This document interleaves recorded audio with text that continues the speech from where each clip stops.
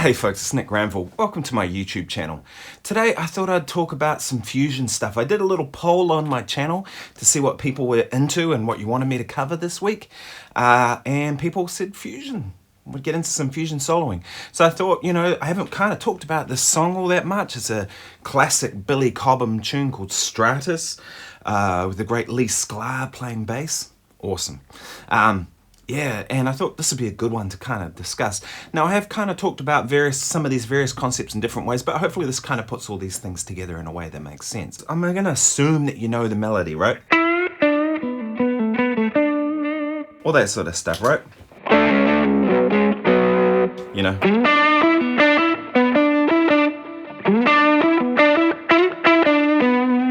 I mean, you got to learn all that first, right? Do all that. I'm assuming that homework's done, so we're going to pick it up. You're at the point you got to solo on it. Now, it's kind of built off one chord. And I've talked about one chord vamps before, right, on this channel. So you have this vamp that kind of fits over this.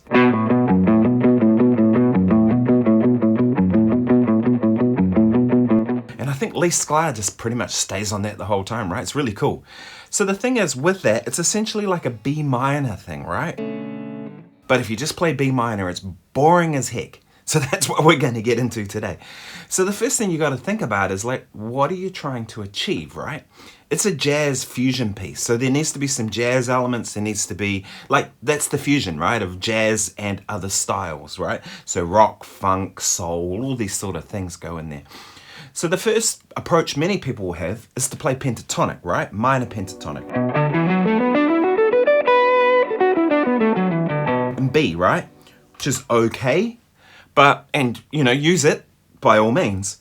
But we don't want to be playing the blues, do we? That's not the point. To me, that's not the concept, right? We can be bluesy in nature, but we want to be playing more than that, right? And one way you can do that is just kind of start by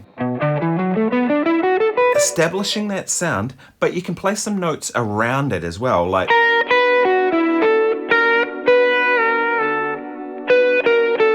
right? So there's that note and that note. I'm just going to play the one in between. So I'm kind of putting in, it's like just trying to find the angles on it, if you will. Like that.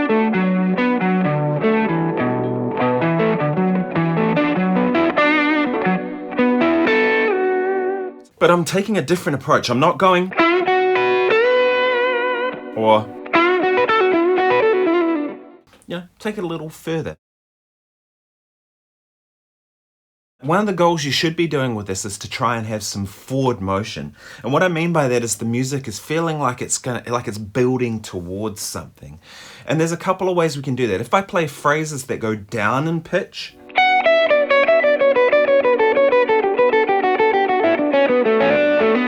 that to me feels like it's coming to a resolution. It's not building to something. If I do the same or a similar type thing but go the other direction,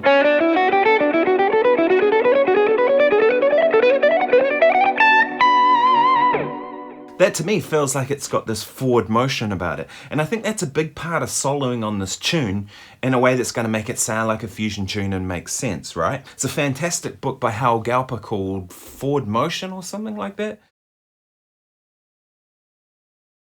Another thing I'll talk about, the 5 chord, right? So if we have B minor, so one thing you can do is just imply the 5 chord. So in this case, 1, 2, 3, 4, 5, the 5 would be F sharp.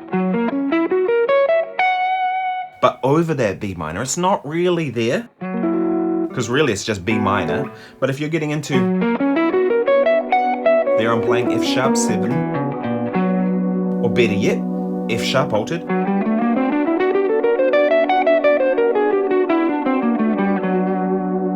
Or the tritone sub away from that. C7. Right? And the key to that is to making sure it resolves correctly, right? And that to me is a jazz thing, right? Is this idea of like an altered 5 chord is coming from a jazz thing. So to me that's part of the jazz fusion thing, right? We can do the same thing but put the 2 chord in there as well. So 2, 5, 1. And now if you're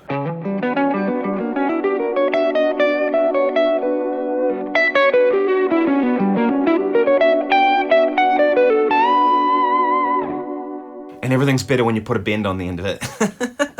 Right? Like, it's cliche, but it works, right? So you can see with that, what I'm doing there is I'm thinking 2-5-1, but the chord is really just B minor. So I'm essentially just superimposing something over the top of it.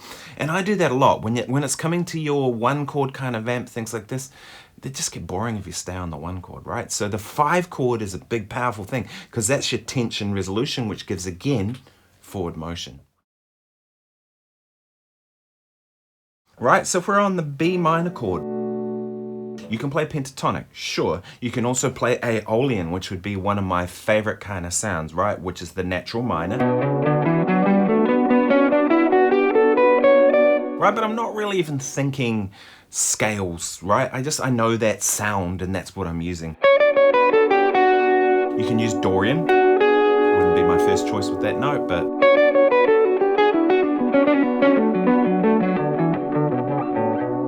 notice there I'm kind of phrasing it like a jazz player would too. That's a part of it.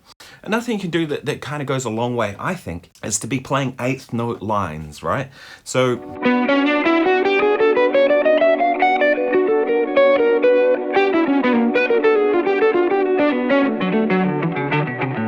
if you know some jazz licks, put them in over it, right? And that'll go a long way.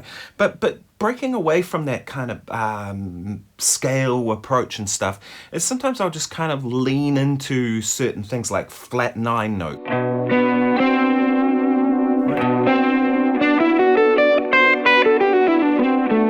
Yeah, you could say that's Phrygian, but I'm not even thinking that. I'm just thinking B minor and add that note in.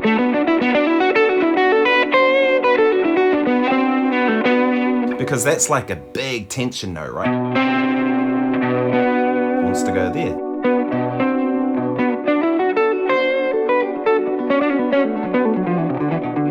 Hey, look, if you're finding this useful, like and subscribe.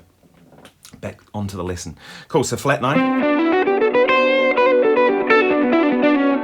And I'll put the flat 9 in with the natural 9 as well. That's a really good sound. So that kind of takes me somewhere, right? It takes me that I'm kind of playing chromatically, aren't I? It's not just, I might think,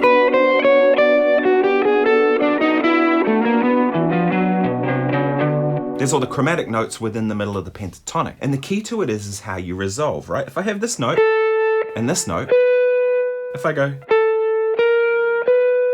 well, it's resolved onto the root note, so that's going to work for me, right?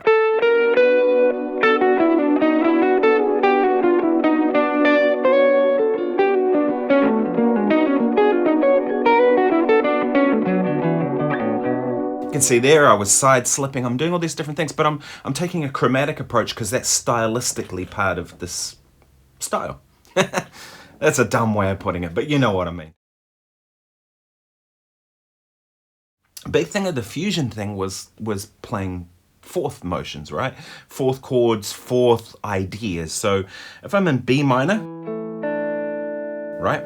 The cool thing about playing that chord or playing those notes individually, right? Because I see them as the same thing, is that sound to me doesn't sound resolved. If you think about a 4th, right? A sus4 chord, it wants to resolve to that because it feels unresolved. 4ths in general sound unresolved. So the unresolved thing is what gives forward motion.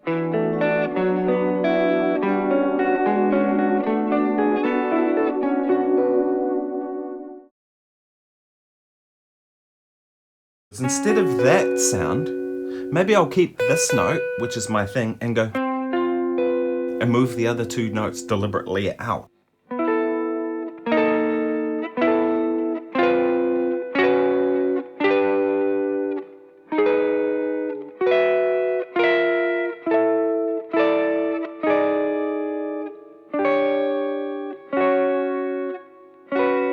Right, really cool sound that you can add in that'll just take your playing to another level. And to conclude this, so what I'm looking at is I'm looking at like stylistically what suits, right? This song is different from other songs, right? In that it has a certain energy about it, right? Billy Cobham's great drum fills that he plays, they all kind of drive in a certain sort of way. So for me, I'm looking at that energy and trying to bring that energy to it, right? If it was a mellow song, well, I play mellow, more mellow type stuff, but this isn't mellow, right? It's like, It's this unrelenting. It's like this. It's heavy, right? So I'm kind of looking at it that way, right? How do I add to that heaviness? Because that's the energy. Hey, look. I hope you found this useful. If you have, please like and subscribe. You know what to do. I post a couple times a week on here on YouTube. About me, I'm Nick Granville. I'm a guitar player from Wellington, New Zealand, a session musician. I call myself a jazz fusion musician because I think that's what I do the most. Like when I play, I do a lot of blues gigs, and when I play blues, I chuck in a little jazz things here and there, kind of like Robin Ford might do. If I play a bebop gig, well, there's other influences coming in because that's who I am. But working musician, I played with a lot of artists. I've played with big names, small names, and in all genres, from classical to jazz to funk to soul. If you have any comments, drop them below. Like, let me know if you like this sort of stuff or you want to see more of this, or maybe you have some suggestions for things you think I should cover. Happy to, you know. My whole goal of this is I'm not trying to be famous or anything like that. I know some folks are. I'm doing my thing and I'm sharing it with you, and if you find it useful, then that makes my day. So thanks very much. I'll see you in the next video. Cheers.